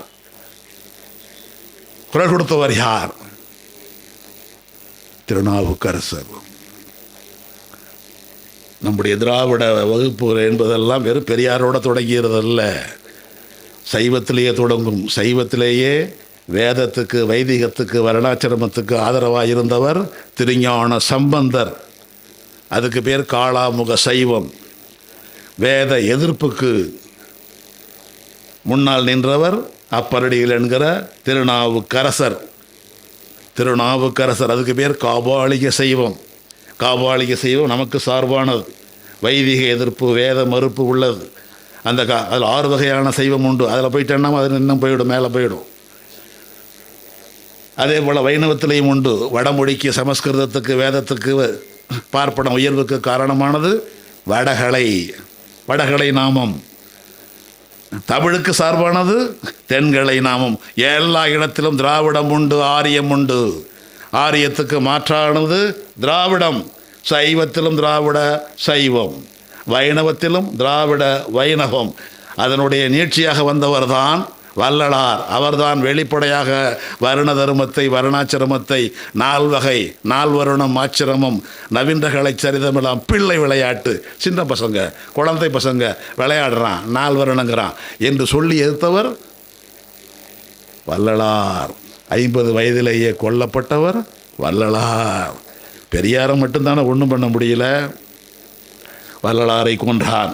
இப்போ 21ஆம் நூற்றாண்டில் பாஞ்சாரே, கல்புர்கி, கௌரி லங்கேஷ், தபோல்கர், யாரெல்லாம் வைதிகத்துக்கு, வேதத்துக்கு, வருணாசிரமத்துக்கு எதிராக இருக்கிறார்களோ அத்தனை பேரையும் கொலை செய்தார்கள். வள்ளலாரிலிருந்து இன்று வரை நாமெல்லாம் வீரர்கள். நம்மை பாதுகாக்கின்ற பாதுகாப்பு கவசம் தந்தை பெரியாரும் இந்த கருப்பு சட்டையும். இங்கே தான் முடியல அவனால். கருப்பு சட்டையின் பெருமை என்ன என்று தெரியுமா? பெரியாரின் பெருமை என்ன என்று தெரியுமா? ஏதோ இந்த ஆட்சியில் வந்ததை வச்சுக்கிட்டு எல்லாம் போயிடுச்சு, அதெல்லாம் ஒன்றும் கிடையாது. இன்றைக்கும் நாம் வெற்றி பெற்றிருக்கிறோம். நேற்றைக்கு அறிவித்தான் கல்வி அமைச்சர் ஒரு பார்ப்பான் என்று. எதிர்த்தோம். உடனே உனக்கு கல்வித்துறை வேண்டாம், எல்லாரும் எதுக்குறா, உனக்கு வேலையை திங்கிறது தான். உடனமைச்சர் தட்டு இருக்குது, தின்னு மாத்தியாச்சா. யார் வெற்றி பெற்றா? திராவிடம் வெற்றி பெற்றது. எங்கிருந்தாலும் வெல்வோம், இடமில்லாயிட்டாலும் வெல்வோம். இதுதான் திராவிடம். அப்பப்போ நீங்கள் என்ன தான் இனிப்பு சுவையோடு சாப்பிட்டாலும், பாயசம் சாப்பிட்டாலும், குலோப்ஜான் வகை வகையாக சாப்பிட்டாலும் தகட்டி போச்சுங்க சொல்கிறாங்க இல்லையா? ஆனால் நம்மளுக்கு தகட்டி போகும். இடையில் ஒரு ஊறுகாய் எடுத்து நக்கிக்குவார். ஊறுகாய் வந்திருக்கு, அவ்வளவுதான். மறுபடியும் இனிப்பு வரும். கரிப்பின்றேல் இனிப்பொருமை யாரே காண்பார், காயின்றேல் கனியருமை யாரே காண்பார். இடையில் ஒரு கரிப்பு வந்தால் தான் இனிப்பின் சுவை தெரியும். இடையில் கொஞ்சம் காய ஒரு கடி கடித்தாலும் ஐயோ கசக்குது, புளிக்குது, அப்போ தான் கடியின் அருமை தெரியும். சொல்கிறவர் புரட்சி பாவேந்தர் பாரதிதாசன். பாண்டியன் பரிசு. இலக்கியத்தோடு சேர்ந்த இயக்கத்தை வளர்த்த இயக்கம் திராவிடர் இயக்கம். இப்பொழுது நாம் இலக்கியத்தை மறந்தோம், அதனால் பலவற்றை இழந்தோம். நமக்கான புரட்சி கவிஞன் பாரதிதாசனுடைய பிறந்த நாள், நினைவு நாள் கொண்டாடப்பட வேண்டும். அதுபோல் இந்த மொழி பொருளை நாம் வெற்றி பெற்ற நாள் 1940 பிப்ரவரி 21 உலக தாய்மொழி நாள். வெற்றி பெற்றவர்கள் நாங்கள், பெற்றுக் கொடுத்தவர்கள் நாங்கள், அந்த வரலாற்றுக்குரியவர்கள் நாங்கள் சொல்லப்பட வேண்டும். நபர்களை பற்றி மட்டுமே பேசிக்கொண்டு சென்று விட்டோம். நபர்களுக்கு பின்னால் இருக்கிற சாதனைகளை சொல்ல வேண்டும், சாதனைகளை உருவாக்கிய வரலாற்றை சொல்ல வேண்டும், வரலாற்று காரணமான இழப்புகளை சொல்ல வேண்டும். இழப்புகளை சொல்லுகிற பொழுதுதான் நாங்கள் என்ன கோயம்புத்தூர்லேருந்து வந்தது மன்னிப்பு கேட்கவா என்று கேட்ட அங்கமுத்தம்மையார் பெருமை தெரியும். அவருக்கு என்ன சிலையாக வைத்திருக்கிறோம்? மீனாட்சி அம்மாளுடைய பெருமை தெரியும். சூலூரிலையாவது அவரை தெரியுமா? கை குழந்தை செந்தமிழ் செல்வியோடு தூக்கி சென்றார்களே, அந்த செந்தமிழ் செல்வி யாரென்றாவது தெரியுமா? எத்தனை வகையான வரலாறு, எத்தனை வகையான இழப்பு. இத்தனைக்கு பின்னால் தான் அந்த மொழிப்போர் 38 மொழிப்போர் வென்று காட்டியவர் பெரியார். பெரியார் வென்று காட்டதனாலே தான் நீங்கள் முதலமைச்சராகுங்கள் என்று கேட்டவர் தான் ஆர்தர் ஹோப். இங்கே சூலூருக்கு அருகில் இருக்கின்ற ஊர் தான் களங்கள். இந்த களங்களிலே ஒரு வாகனம் வேண்டும். எல்லாரும் நடப்பது போல் நான் நடக்கக்கூடாது, எனக்கு ஒரு வாகனம் வேண்டும் என்று ஒரு வாகனத்தை வைத்து வாகனத்திலேயே ஊரை சுற்றி கொண்டு வந்தவர் ஒருவர். அவருடைய வாகனம் எருமை மாடு. அதனால் அவருக்கு பெயரே எருமை நாயக்கர். அந்த எருமை நாயக்கர் தான் ஜிடி நாயுடு. அவருடைய ஆட்டோமொபைல் அதுதான், வாகனமே அதுதான். அப்படி இருந்த பொழுதுதான் இந்த சூலூருக்கு ஒரு வெள்ளைக்காரன் ஆங்கிலேயன் வந்தான். வந்தவனுடைய வாகனம் நின்று போய்விட்டது. நின்று போனதை பார்த்தோன்னு துறை, நமக்கு வெள்ளை நேரத்தை பார்த்தாலே பயம், ஆங்கிலம் பேசினா அதை விட அதிக பயம். அதனால் துறை பக்கத்தில் போகலை, கிட்டடிக்கிறாங்க. இவர் கொஞ்சம் நல்ல துணிச்சல், கிட்ட போயிட்டார். கேட்குறார். அந்த ரேடியேட்டர் அதில் தண்ணி இல்லை, தண்ணி ஊற்றணும் என்று அவன் செய்கையிலே சொல்லுகிறான். உடனே ஜிடி நாயுடு, அவர் பேர் துரைசாமி, கோபாலுடைய மகன் துரைசாமி, கோபாலுடைய மகன் துரைசாமி, கோத்து நாயுடு, கோ துரைசாமி நாயுடு. நாயுடு என்பது ஜாதியா, என் பெயர் அப்படின்ட்டார். கோத்து நாயுடு, கோபால்சாமியினுடைய மகன் துரைசாமி நாயுடு. அவர் தான் கொண்டு வந்து கொடுத்தார், தண்ணி கொடுத்தார். தண்ணியை ஊற்றின உடனே வண்டியை இயக்கி பார்த்தான், ஓடியது. வெள்ளைக்காரன் கேட்டான், உனக்கு என்ன வேணும்? இந்த வண்டி வேணும்னார். ஜிடி நாயுடு. அவர் பேரில் தான் ஒரு மேம்பாலம். அந்த மேம்பாலம் வைப்பதற்கு யார் காரணம்? இவர் தான் காரணம். அவர் சொல்ல நான் விண்ணப்பம் எழுத, அது எங்கே போய் எப்படியெல்லாம் போனது என்பதெல்லாம் எங்கள் 2 பேருக்கு தான் தெரியும். வேணா ஆர்ச்சாமிக்கு தெரியும், குமரவேலுக்கு கொஞ்சம் தெரியும். இப்போ அவர் தான் அந்த மேம்பாலம் போய்கொண்டிருக்கிறோமே, ஜிடி நாயுடு மேம்பாலம். ஜிடி நாயுடு என்பது முதுகு, மூடத்தனத்தில் இருந்து முற்போக்குக்கு செல்லுங்கள் என்று வளைந்து கொடுத்த முதுகு. அந்த முதுகு இந்த சூழலிலே தான் பெரியார் அண்ணா 2 பேருமே சேர்ந்து முதல் முறையாக பேசினார்கள். இருவரும் முதல் முறையாக பேசிய பொழுது ஒளிபெருக்கி அமைத்து கொடுத்தவர் கோத்து நாயுடு, ஜிடி நாயுடு தான். இங்கே தான் முதல் முறையாக அண்ணாவும் பெரியாரும் பல நிகழ்ச்சிகளில் கலந்து கொண்டார்கள். அண்ணா பெரியாரிடத்தில் ஈரோட்டில் வந்து வேலை செய்தார். 37 இருந்தார், 42 வரைக்கும் இருந்தார். ஆனால் பெரியாரும் அண்ணாவும் சேர்ந்து பேசியது இந்த சூலூரில், சந்தைப்பேட்டை, திடலில். இவை எல்லாவற்றையுமே நான் சூலூர் வரலாறு எழுதியிருக்கிறேன். இங்கே இருக்கிற சூலூர் உங்களுக்கு ஓரளவு தெரியலாம், விஜயகுமார் போன்றவர்களுக்கு நன்றாகவே தெரியலாம். அவர் ஒப்பிப்பார், அப்படியே வரலாற்றை ஒப்பிப்பார். அதுபோல் மற்றவங்களும் அந்த வரலாற்றை படிச்சிங்கன்னா தெரியும். ஜிடி நாயுடனுடைய பெருமை. அவர் வேட்பாளராக நின்றார், நீதி கட்சியினுடைய வேட்பாளராக நின்றவர். பிறகுதான் வெள்ளைக்காரன் சொன்னான், இந்த வண்டி வந்தால் நீ போகலாம், அல்லது கூட ஒருத்தர் போகலாம், 2 பேர் தான் போகலாம். நீ ஒரு பெரிய வாகனம் இருக்குது, அதுக்கு ஏற்பாடு பண்ணுறேன், அதே காசை கொடு, கொஞ்சம் தான் கூடுதல், நீ அந்த வண்டியை வாங்கி ஓட்டுனார். அதுதான் பேருந்து, அதுதான் பஸ், அதுதான் யுனைடெட் மோட்டார் சர்வீஸ், UMS இன்றைக்கும் இருக்குது. கோவைக்கு முதல் பேருந்தை அறிமுகப்படுத்தியது யார்? கோத்து நாயுடு, ஜிடி நாயுடு. இந்த சூலூர் வழியாகத்தான் அவருடைய இருசக்கர வாகனம் நின்று போன காரணத்தினாலே தான் அது நின்றது. அவர் பின்னாலே என்ன எருமை வாகனம், எனக்கு உண்மையிலேயே ஒரு வாகனம் கிடைத்து விட்டது, இதனுடைய பொறியியல், அவருடைய ஆராய்ச்சி மூளை எப்படி, இதனுடைய பொறியியல் திறன் எனக்கு தெரிய வேண்டும் என்று விரும்பினார். இதை எங்கே படிக்கணும்? ஆட்டோமொபைல். எந்த நாட்டில் படிக்கலாம்? ஜெர்மன். புறப்பட்டார். ஜெர்மனிக்கே போயிட்டார். 4வது மட்டுமே படித்தவர், சொந்த முயற்சியினாலே கற்றுக்கொண்டவர். ஜெர்மனியில் போய் ஆட்டோமொபைல் படித்து கொண்டு இங்கே வந்தார். நான் பெற்ற அறிவு என்னுடைய மக்களுக்கு பயன்பட வேண்டும் என்று நினைத்தார். அதனால் இங்கே ஒரு பாலிடெக்னிக், பல்தொழிற் கல்லூரி உருவாக்கினார் பூளைமேட்டில். அதற்கு என்ன பெயர் வைக்கலாம்? அன்றைய ஆளுநரிடத்தில் போய் கேட்டார். எந்த பெரியாரை முதலமைச்சராகுங்கள் என்று கேட்டுக்கொண்டாரோ அந்த ஆளுநர் சர் ஆர்தர் ஹோப், அவர் தான் அன்றைக்கு ஆளுநர். அவரிடத்தில் போய் கேளுங்கள் என்று வழியின்றி வைத்தவர் பெரியார். பெரியாரும் அவர் ரொம்ப நட்பு. இன்றைக்கு இருக்கிற பெரியார் திடலை வாங்கி கொடுத்தவரே ஜிடி நாயுடு தான். அது ஒரு டிராம் செட், டிராம் வண்டியெல்லாம் நின்று போய்விட்டது, ஒழிக்கப்பட்டு விட்டது. அதற்கான இடம் அப்படியே கிடந்தது. ஒரு இடம் வருது வாங்குங்க என்று சொல்லி வழிகாட்டியவர் ஜிடி நாயுடு. பெரியார் வாங்கின பெரியார் கொஞ்சம் ஏமாந்துட்டார். அதில் முதல் பகுதியை ஒரு தமிழை நான் பத்திரிக்கை நடத்துகிறேன், முன்னால் இருந்தால் எனக்கு நல்லா இருக்கும், அதனால் எனக்கு இந்த முன்பகுதியை மட்டும் கொடுங்க என்று பெரியாரிடம் கேட்க, சரி போ ஒரு தமிழை நடத்துகிற, எல்லாம் பாப்பான நடத்துகிறான், சுதேசிமத்துறேன் ஹிந்து விதவிதமாக வருது, ஒரு தமிழை நீ நடத்துகிற, அதனால் நீ முன்பகுதியை எடுத்துக்கன்னு கொடுத்துட்டார். அந்த பத்திரிக்கை தான் தினத்தந்தி. அதுதான் இப்போ ஆர்எஸ்எஸ் பத்திரிக்கை, இந்துத்துவ பத்திரிக்கை. நம்ம தோளில் ஏறி நம்ம கண்ணிலேயே குத்துறான். நடக்கும்.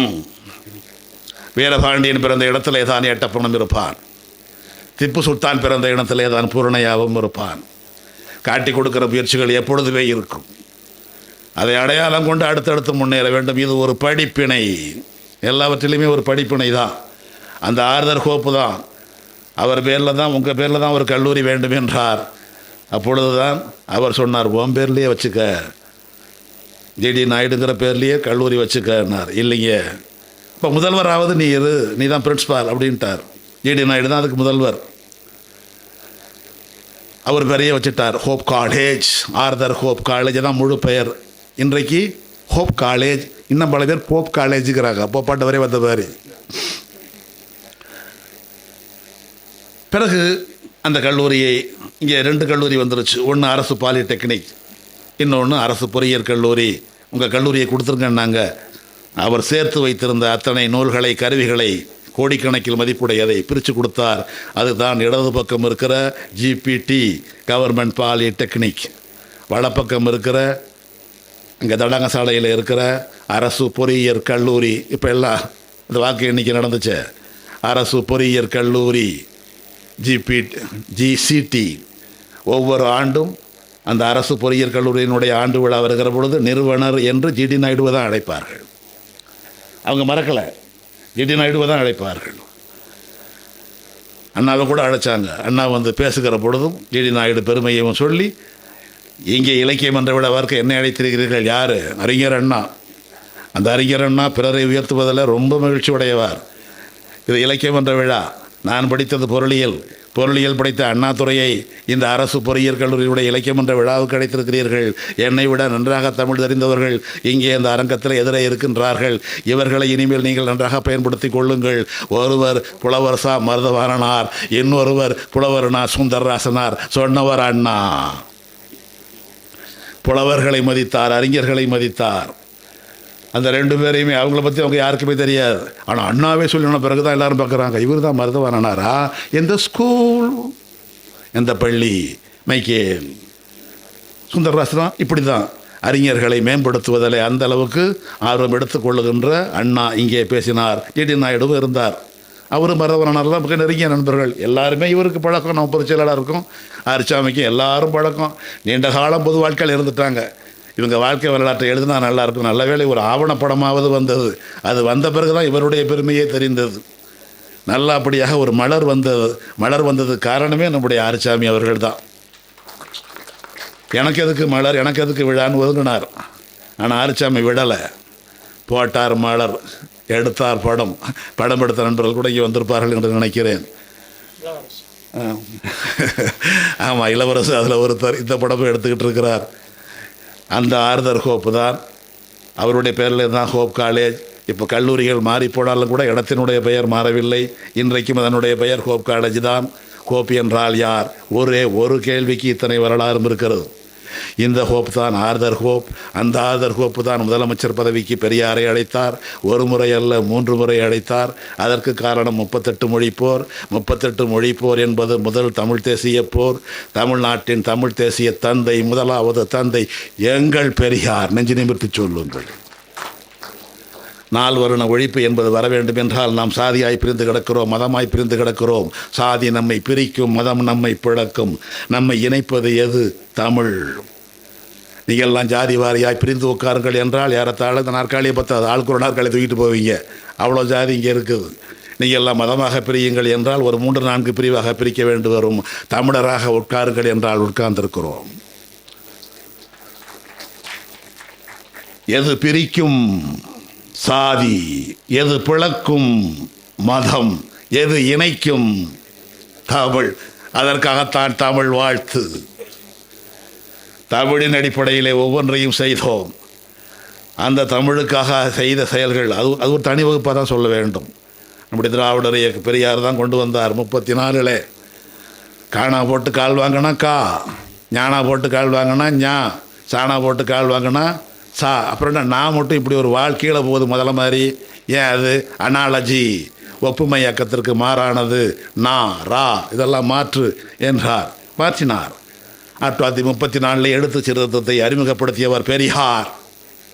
அறிவுடையார் ஆவது அறிவார். பின்னால் நடப்பதை முன்னாலே அறிந்து நடப்பவனுக்கு பேர் தான் அறிவாளி. வந்தா பார்க்கலாங்க, இப்போ வந்துருச்சு, பலவற்றை பார்க்குறோம்ல, வந்தால் பார்க்கலாங்க என்று அலட்சியமாக இருப்பவர் முட்டாள். பட்டால் தெரியும் முட்டாளுக்கு. அறிவுடையார் ஆவது அறிவார். பின்னாலே என்ன நடக்கும் என்பதை எண்ணி செய்வதுதான் அறிவு. வந்த பிறகு வருத்தப்படுவது முட்டாள்தனம், அறியாமை. எழுத்து சீர்திருத்தம் என்றேனும் ஒரு நாள் யாரேனும் ஒருவர் ஏற்றுக்கொள்வார். நடைமுறைப்படுத்தினார் 34 பெரியார். 78 அரசு ஆணை வந்துவிட்டது. நாம் ஒரு தேசிய இனமாக உருவாக வேண்டும் என்றால் நமக்கு வேண்டியது என்ன? உணவு பரிமாற்றம்.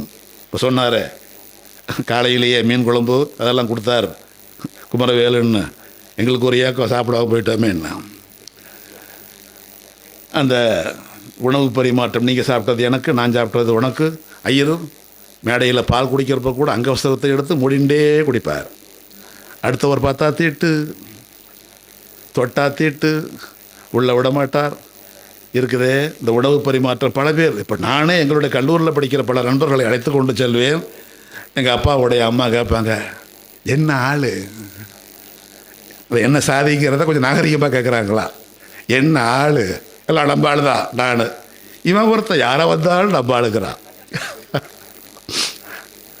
அந்த ஆளுன்னு தெரிஞ்சால் உள்ளே விடக்கூடாது, சாப்பிடக்கூடாது, இல்லை சாப்பிட்டா ஏதாச்சும் ஒரு செய்யணும், அதுக்கு ஒரு பரிகாரம் மாற்று செய்யணும். இப்போ தானே கொஞ்சம் மாறி இருக்குது, கொஞ்சம் மாறி இருக்குது. கிராமங்களில் இன்றைக்குமே இருக்குது. எத்தனை வகையான பாட்டு பாடினோம்.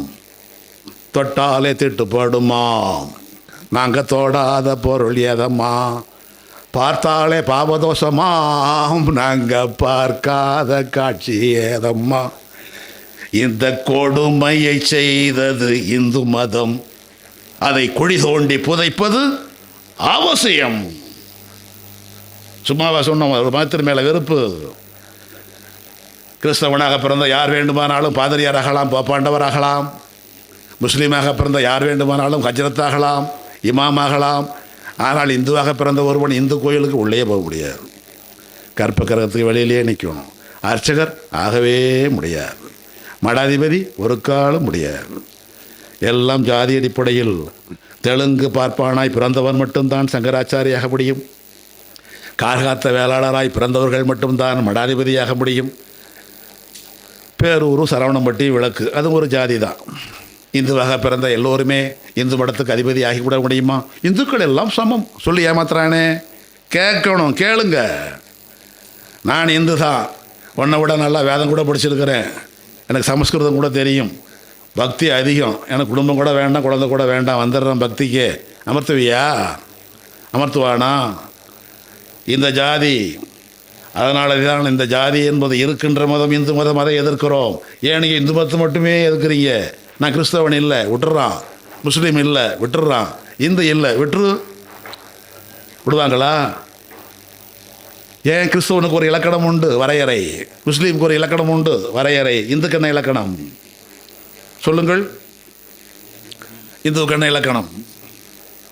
ஒரு இலக்கணம் சொல்லும் இல்லையா? மனநீதியை நம்புகிறவர், பகவத்கீதையை அன்றாடம் பாராயம் செய்கின்றவர், பார்ப்பனரை பார்த்தால் சுவாமி என்று கீழே விழுந்து வணங்குகிறவர், சொல்லணும் இல்லையா? என்ன வரையறை இருக்கிறது?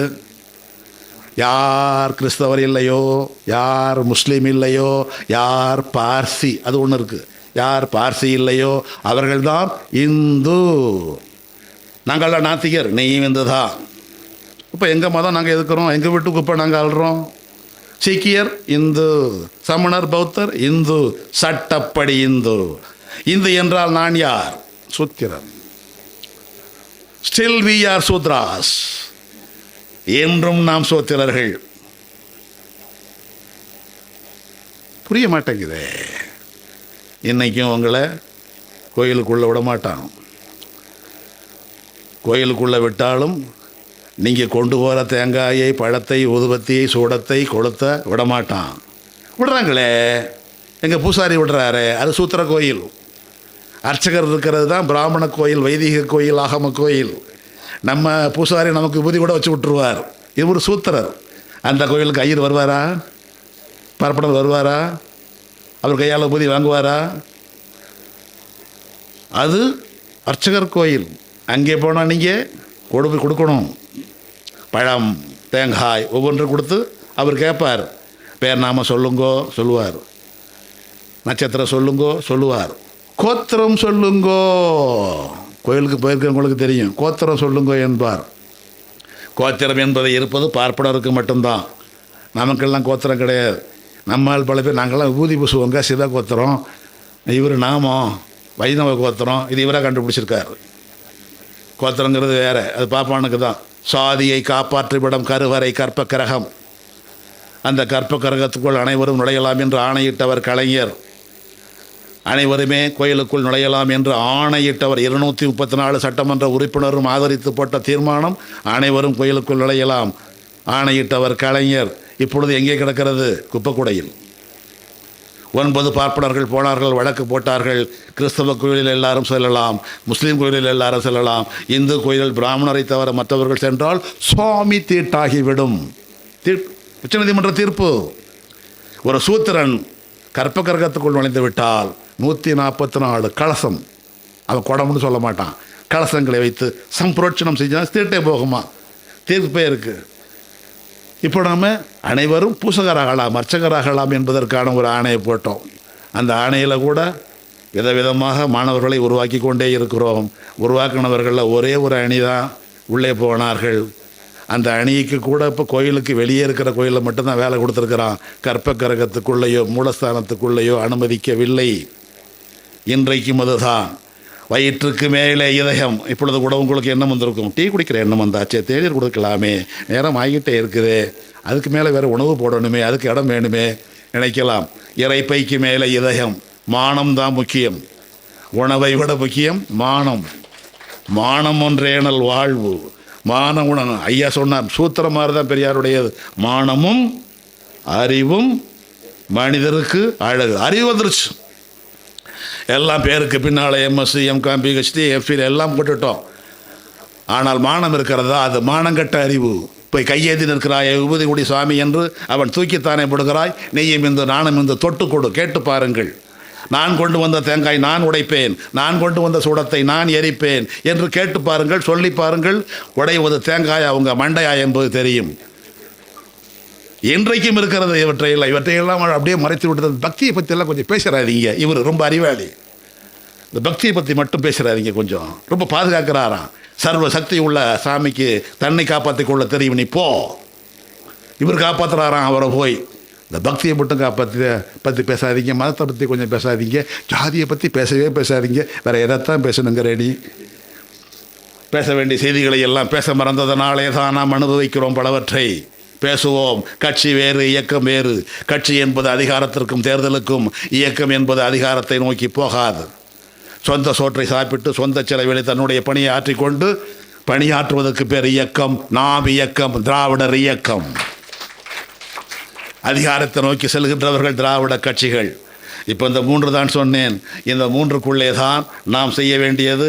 ஜாதிக்குள் ஜாதி திருமணம் செய்தால் அது நம்முடைய இனத்தை வலுவிழக்க வைக்கும். நமக்குள்ளே ஒரு சமூகம், ஒரு தமிழ் தேசியம் உருவாக வேண்டும் என்றால் 3 வேண்டும். 1 உணவு பரிமாற்றம். நீங்கள் சாப்பிட்டது எனக்கு, நான் சாப்பிட்டது உனக்கு. அதனுடைய ஒரு அடையாளம் தான் துண்டு போட்டோம். நான் உனக்கு துண்டு போடுவேன், நீ எனக்கு போடு. 2 பேருடைய துண்டு மாறி மாறி போட்டுக்கொள்வோம். என்ன இதெல்லாம் திராவிட கலாச்சாரம் என்று சொல்கிறான். இது திராவிட பண்பாடு தான். பாப்பாத்தியே விலகிப்போ. சென்னையிலே ஒரு பாப்பாத்தி சொல்கிறார், சால்வை போட்டவுடனே இது என்ன திராவிட கலாச்சாரம் என்கிறாள். அவள் சொல்லுகிறாள், இது திராவிட பண்பாடு தான். உன் துண்டு எனக்கு, என் துண்டு உனக்கு என்று மாற்றி போடுகிறோம். உணவு பரிமாற்றம் ஓரளவு வந்து விட்டது. அடுத்த அறிவு பரிமாற்றம். நீ படித்த பள்ளியை நான் படிப்பேன், நீ படித்த கல்வியை நான் பெறுவேன். பெரியார் பெற்றுக் கொடுத்து விட்டார். 1921 இடஒதுக்கீடு வந்து விட்டது. சட்டமானது 28. ஒன்றிய அரசிலேயே பெற்றுக் கொடுத்து விட்டார் 34. எல்லாமே தனித்தனி துறை. எதையுமே அப்படியே பருந்து பார்வை மாதிரி பேசிவிட்டு செல்ல வேண்டியது தான். ஒவ்வொன்றையும் பேசினா போய்கொண்டே இருக்கும். 34 ஒன்றிய அரசிலேயே பெற்றுக் கொடுத்தவர் பெரியார். அப்படித்தான் தொடர்வண்டித்துறை ரயில்வேயிலேயே பெற்றுக் கொடுத்தார், 40லேயே பெற்றுக் கொடுத்தார். 1950 அத்தனை இடஒதுக்கீடு ஆணைகளும் துடைத்து எறியப்பட்டன. அதற்காக போராடியவர் பெரியார், இணைந்து கொண்டவர் அண்ணா, வென்று காட்டினோம் 1951. அதுதான் அரசியல் சட்டத்தினுடைய முதல் திருத்தம். அரசியல் சட்டத்தினுடைய முதல் திருத்தத்தை பெற்றுக் கொடுத்த இயக்கம் எது? திராவிடர் இயக்கம். பெற்றுக் கொடுத்தவர் யார்? பெரியார். என்ன அந்த விதி? 15 உட்பிரிவு 4. அது பெற்றுக் கொடுத்ததுனாலே தான் இன்றைக்கு காலுக்கு செருப்பு, கையிலே கடிகாரம், உட்கார்வதற்கு நாற்காலி, கேட்பதற்கு பயிலரங்கம், எப்பொழுது தேநீர் கிடைக்கும் என்று கேட்பதற்கும் ஒரு ஆவல். எவ்வளவு வசதிகளோடு நாம் உட்கார்ந்திருக்கிறோமே. இந்த வசதியான வாழ்க்கையை பெற்றுக் கொடுத்தது பெரியார் பெற்றுக் கொடுத்த முதல் திருத்தம். அந்த திருத்தம் பெற்றுக் கொடுத்தது தமிழ்நாட்டுக்கு மட்டுமல்ல, இந்தியா முழுமைக்கும். பிற்படுத்தப்பட்டோருக்கு இடஒதுக்கீடு, படிப்பில், பணி வாய்ப்பில். இன்னொன்றும் உண்டு, அதை பலரும் சொல்ல மறந்தார்கள். தாழ்த்தப்பட்டோருக்கு அம்பேத்கர் பெற்றுக் கொடுத்தார், பட்டியலின மக்களுக்கு அம்பேத்கர் பெற்றுக் கொடுத்தார். பெற்றுக் கொடுத்தது பணி வாய்ப்பில் மட்டும் 8.33 விழுக்காடு. அதை 47 உறுதிப்படுத்தி கொண்டார். பிற்படுத்தப்பட்டோருக்கும் கொடுங்கள் என்று அம்பேத்கர் கேட்டார். நீ அவர்களுக்கான பிரதிநிதி அல்ல. ஆனால் சட்டத்திலே எனி கிளாஸ் என்று போட்டிருந்ததில் அம்பேத்கர் செய்த மாபெரும் சாதனை தான் எனி பேக்வேர்டு கிளாஸ் நுழைத்தார். அப்பொழுது பேக்வேர்டு கிளாஸ் என்பதில் தாழ்த்தப்பட்ட பட்டியலின மக்களும் சேர்ந்து தான் இருந்தார்கள். பின்னால் தான் பட்டியலின மக்களுக்கு என்று ஒரு பிரிவை உருவாக்கினார். அதனால் இவர்களை அதர் பேக்வேர்டு கிளாஸ், ஓபிசி என்பார்கள். இன்றைய வரைக்கும் ஒன்றிய அரசில் மட்டும் உண்டு. அம்பேத்கர் தான் பிற்படுத்தப்பட்ட வகுப்பு என்பதற்கான சட்டச் சொல்லை உருவாக்கி கொடுத்தார். அத்தனையும் போனது 1950 ஜனவரி 26 வந்த அரசியல் சட்ட நுழைப்பால். சட்டத்தை திருத்து குரல் கொடுத்தவர் பெரியார். பிடித்தால் இரு, பிடிக்காவிட்டால் நாட்டை விட்டே மூட்டை முடிச்சு கட்டிக்கொண்டு ஓடிப்போ என்று முரட்டப்பட்டவர் பெரியார். எந்த ஈரோட்டில் கோடீஸ்வரனாய் இருந்தாரோ அந்த பெரியாரை இந்த நாட்டு மக்கள் இன்னைக்கு 8 கோடி பேராலும் மதிக்கப்படுகின்ற, உலகம் தழுவி மதிக்கப்படுகின்ற ஒரு அறிவு ஆசான் பெரியாரை நாட்டை விட்டு வெளியே போய் என்று நமக்காக குரல் கொடுத்ததனால் போ என்றார். சொன்னவர் சாதாரணமான அல்ல, இந்திய தலைமை அமைச்சர், பிரதமர். அதற்கு பிறகும் பெரியார் போராடினார். போராடியதனாலே பெற்றுக் கொடுத்தது தான் அந்த சட்ட திருத்தம். அதனாலே தான் தாழ்த்தப்பட்டவர்கள் கல்வியில் உரிமை பெற்றார்கள். பிற்படுத்தப்பட்டவர்கள் படிப்பிலும் பணி வாய்ப்பிலும் பெற்றார்கள். பட்டியலின மக்கள் கல்வியில் இடஒதுக்கீடு பெறுவதற்கு யார் காரணம்? பெரியார் காரணம். நன்றி. வணக்கங்க. தமிழ்தாய் வாழ்க்கையில் ஆரியம் போல் வழக்கொழிந்துங்கிற ஒரு சில வார்த்தைகள் நீக்கினதுக்கான விரிவாக்கம் என்னங்க ஐயா? உலக வழக்கு அழிந்து ஒழிந்து என்பதில் அதுக்கு ஒரு சின்ன எதிர்ப்பு வந்தது. அந்த எதிர்ப்பின் காரணமாக அந்த வரிகள் நீக்கப்பட்டது என்பதும் ஒரு பகுதி உண்மை. இன்னொரு பகுதியை நாம் வாழ்த்துகிறோம். வாழ்த்துகின்ற நேரத்தில் அழிந்து ஒழிந்து என்ற அந்த சொற்கள் வேண்டாம் என்று அதை நீக்கிவிட்டோம். இந்த 2 காரணங்களை சேர்த்து அந்த ஒற்றை வரியை நீக்கணும், அவ்வளவுதான். நீங்கள் சொன்னீங்க பெரியார் மறைமலை அடிகள் பெரியார் கொண்டு வந்தார் அப்படின்னு சொல்லினீங்க இந்திய எதிர்ப்புக்கு. ஆனால் சில அரசியல்வாதிகள் சீமான் போன்றவர்கள் மறைமடிகளை ஏற்றுக்கிறாங்க. ஆனால் பெரியார் போன்றவர்களை ஏற்றுக்க மாட்டேங்கிறாங்க. அதை பற்றி சொல்லுங்கய்யா. அது மறைமடிகள் யாரையும் எதிர்க்கவும் யாருக்கும் உரிமை உண்டு. அவர் ஏன் எதிர்க்கிறார்? அவரை ஏற்க வையுங்கள். ஏற்க வைத்து விட்டால் நம்ம கட்சிக்கு வந்து விடுவார். நம்ம கட்சிக்கு அவரெல்லாம் வரக்கூடாது, வந்துடக்கூடாது. நீங்கள் அப்படியே பேசிக்கிட்டு இருங்க, அப்படியே இருங்க, அப்படியே இருந்து அழிஞ்சு போங்க. இங்கே எங்கள்கிட்ட இங்கே அந்த நச்சுக்கருத்துக்களை பரப்ப வேண்டாம். நல்லா இருக்கிற இயக்கத்தையும் கெடுத்துட வேண்டாம். அதனால் அவர்கள் அப்படியே பேசிக்கிட்டு இருக்கட்டும். எப்பொழுதெல்லாம் முள்ளுக்கு வேலை வெளியில் தான். இங்கே ரோஜாக்கள் இருக்கின்றன. அதனால் அந்த முள்ளும் சாக்கடையும் எப்பொழுது வெளியே தான் இருக்க வேண்டும். சாக்கடை ஏன் உள்ளே விடவில்லை என்றால் அது சாக்கடை வெளியே தான் இருக்க வேண்டும். அது ஏன் நாறுகிறது என்றால் அதனுடைய இயற்கையே அதுதான். அதை மாற்றுவது நம்முடைய நோக்கமும் அல்ல, அது தேவையும் இல்லை. நன்றி.